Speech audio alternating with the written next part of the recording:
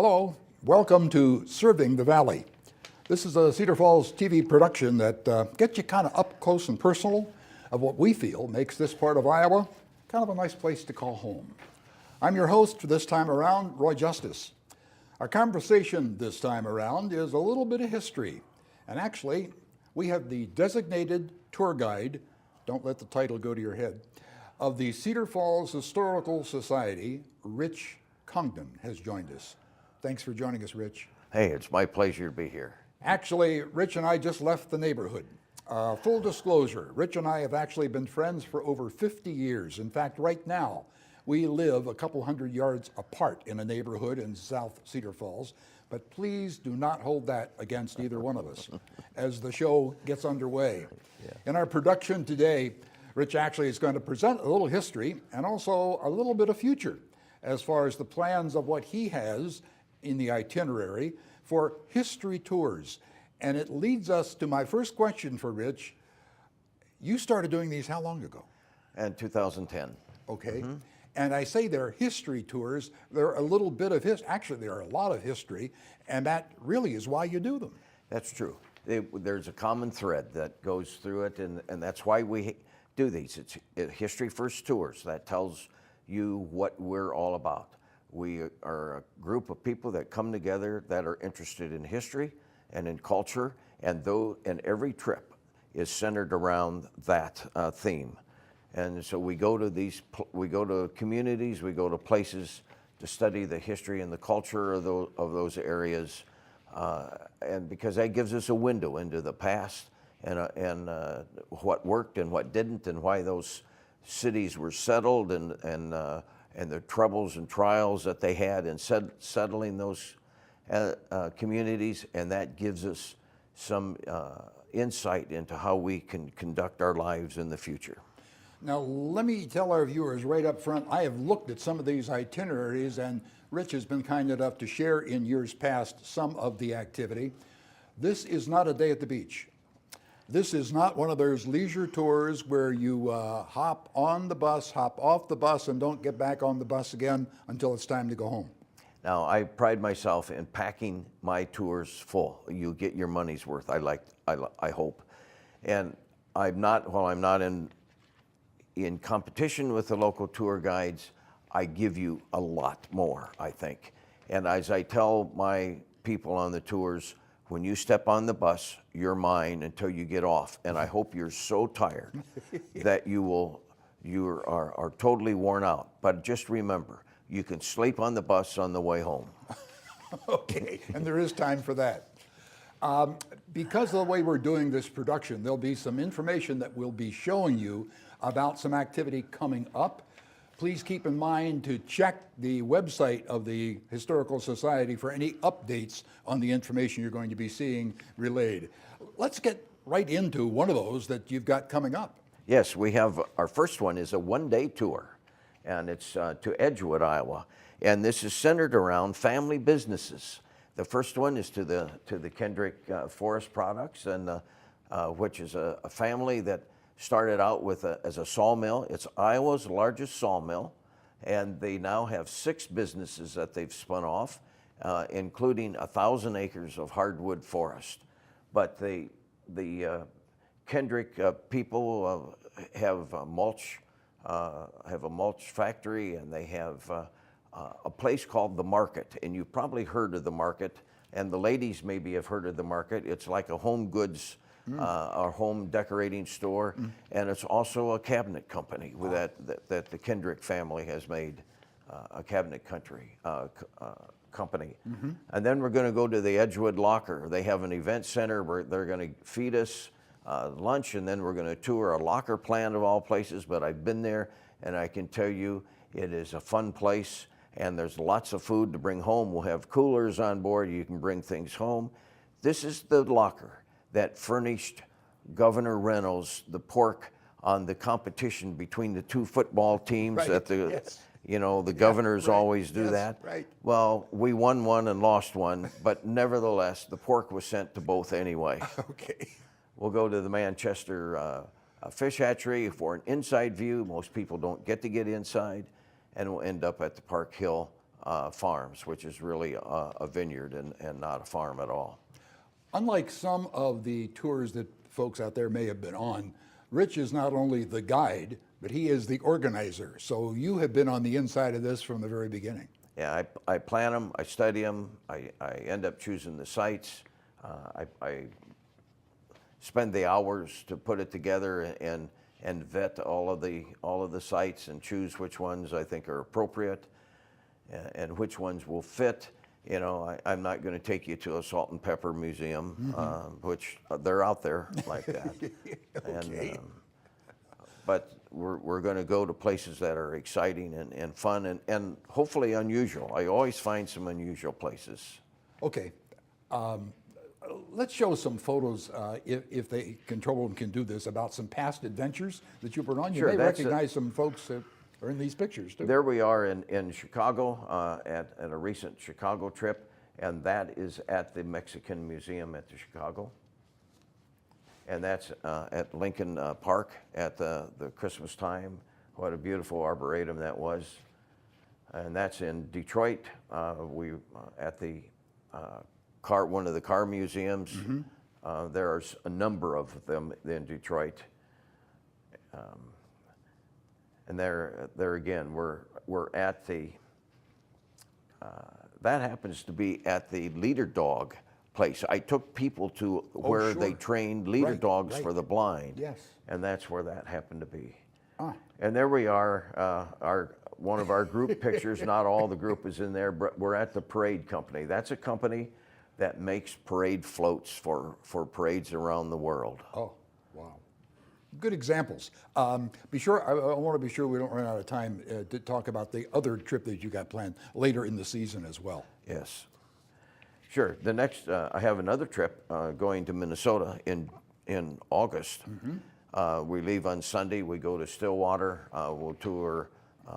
We'll get on the St. Croix River for a bit, have lunch on a boat, and we'll end up in Minneapolis to stay in Roseville. Then we'll head up to the next day up to Duluth. And at Duluth, they have what we used to know as the tall ships. But now it's the Festival of Sails, and that's going to be going on then. So we'll have a half a day pass to go. Actually, it's an all-day pass, but we're going to stop at Glen Sheen and tour the big mansion there. I've been there any 6 or 7 times, and it's fun to go. And then we'll spend the rest of the day at Glen Sheen, and then we'll head up to Toft, and we'll stay overnight in Toft for a couple of days.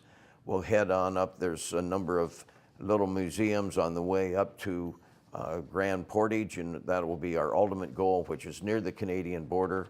And we'll spend an afternoon at the monument there, which is something like the monument in Mount Rushmore, and it talks about the history of the fur trading. It talks about the history of the Indians and that live there and how it was developed, and it's a good historical place. And then we'll end up a day later at the open pit iron mine in Hibbing, and then we'll work our way home. Wow. I was going to invite some people who have been on Rich Congdon's historic tours. They're all just so tired. They haven't rested up from the last trip.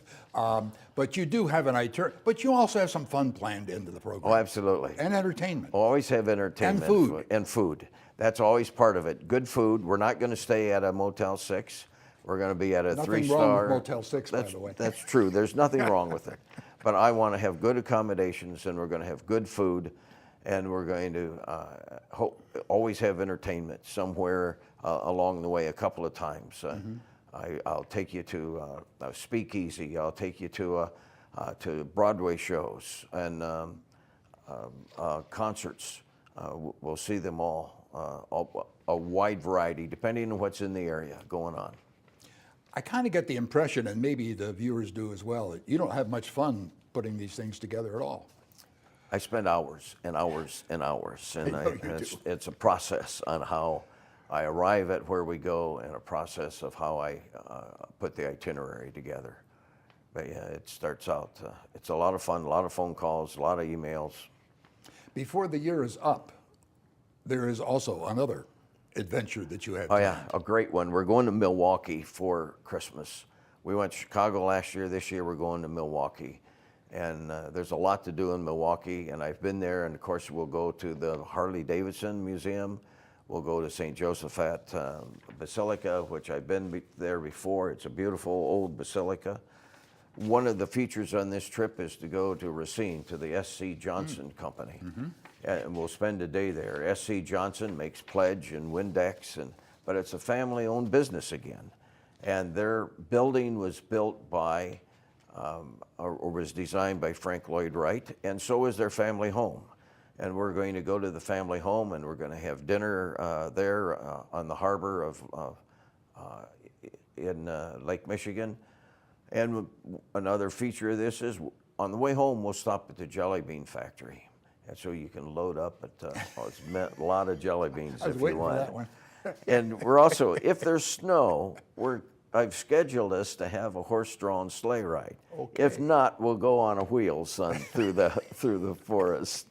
Excellent. But there's a lot more to this trip than what I just mentioned. Those are just some of the highlights. So now the key for all of this is to check the website if you want more details on this and so forth. And I mentioned before, because the way we're producing the program, it may be updated. So check back if you have reservations or you want to make reservations. And Rich would love to have you along on the trip. I want to give you, there's the website, by the way.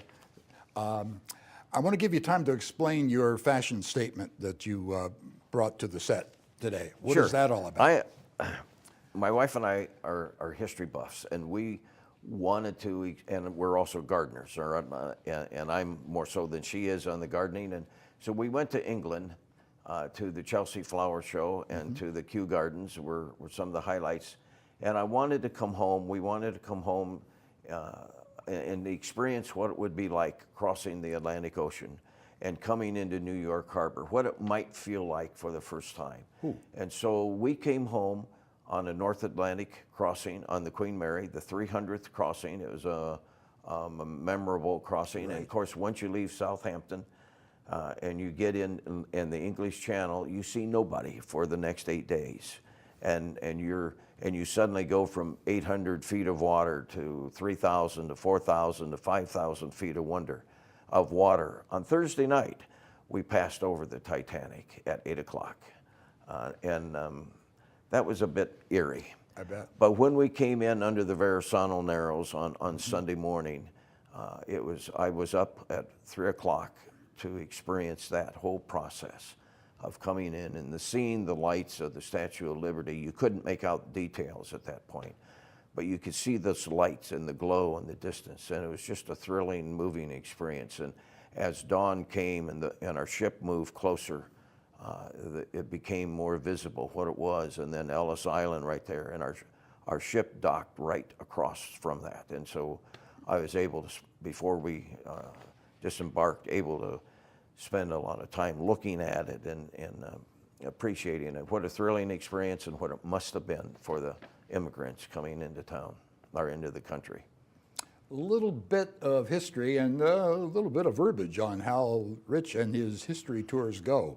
Check the website for further details. Rich, thanks for joining us today. You're welcome. Pleasure to be here. Until our next story unfolds, we thank you for joining us as well. Serving the Valley. I'm Roy Justice.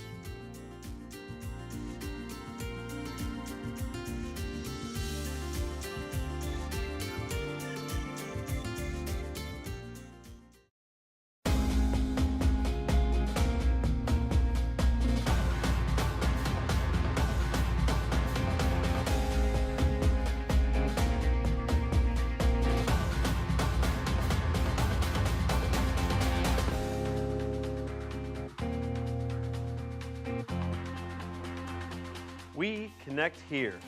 We connect here. We connect here.